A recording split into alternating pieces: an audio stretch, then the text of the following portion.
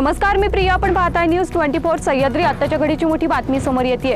देशाला दिशादर्शक पेन्शन योजना महाराष्ट्र सरकारने तयार करावी. जुन्या पेन्शन योजनेतील लाभ जसेच्या तसे घेऊन नव्या पेन्शन योजनेमधल्या चांगल्या गोष्टी सोबत घेऊन महाराष्ट्र शासनाने स्वतःची अशी स्वतंत्र पेन्शन योजना तयार करावी व ती राज्यातील 2005 नंतरच्या सर्व सरकारी कर्मचाऱ्यांना लागू करावी. येत्या अर्थसंकल्पीय अधिवेशनात जाहीर करावी अशी मागणी आमदार सत्यजित तांबे यांनी केली आहे. राज्यासह देशभरात जुन्या पेन्शन योजनेचा मुद्दा गाजत असताना महाराष्ट्रातील सरकारी कर्मचाऱ्यांसाठी आमदार सत्यजित तांबे यांनी शाश्वत आणि सर्वसमावेशक असा नवा उपाय सुचवला आहे. जुन्या पेन्शन योजनेतील तरतुदीसह नव्या पेन्शन योजनेतील चांगल्या गोष्टी घेत महाराष्ट्राने शाश्वत आणि सामाजिक सुरक्षा देणारी स्वतंत्र पेन्शन योजना लागू करावी अशी मागणी जुन्या पेन्शन योजनेबाबत पहिल्यापासून आग्रही असलेल्या आमदार सत्यजित तांबे यांनी मुख्यमंत्री एकनाथ शिंदे व उपमुख्यमंत्री देवेंद्र फडणवीस यांची भेट घेत केली आहे.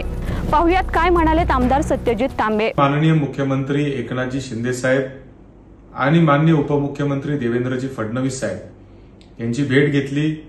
राज्यातील 2005 सालानंतर नोकरीला लागलेल्या सरकारी कर्मचाऱ्यांना, शिक्षकांना ही जुनी पेन्शन योजनेच्या प्रमाणेच जुन्या पेन्शन योजनेमध्ये सगळे जे लाभ आहेत ते लाभ देऊन नव्या पेन्शन मधल्या देखील ज्या चांगल्या गोष्टी आहेत त्या देखील त्याच्यामध्ये टाकून एक शाश्वत आणि सामाजिक सुरक्षा देणारी एक नवीन पेन्शन योजना महाराष्ट्राने तयार करावी आणि ती लवकरात लवकर या सगळ्या सरकारी कर्मचाऱ्यांना लागू करावी.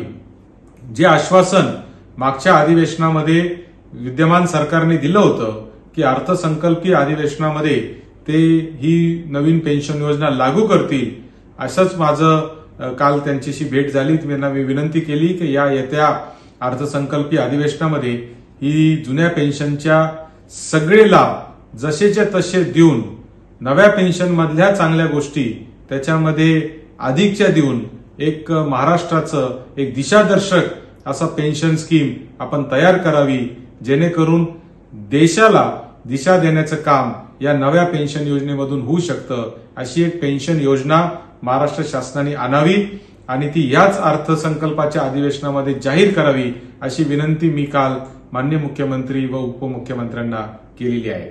आताच्या मोठ्या बातमीमध्ये इथेच थांबतोय. मात्र तुम्ही पाहत राहा न्यूज 24 सह्याद्री.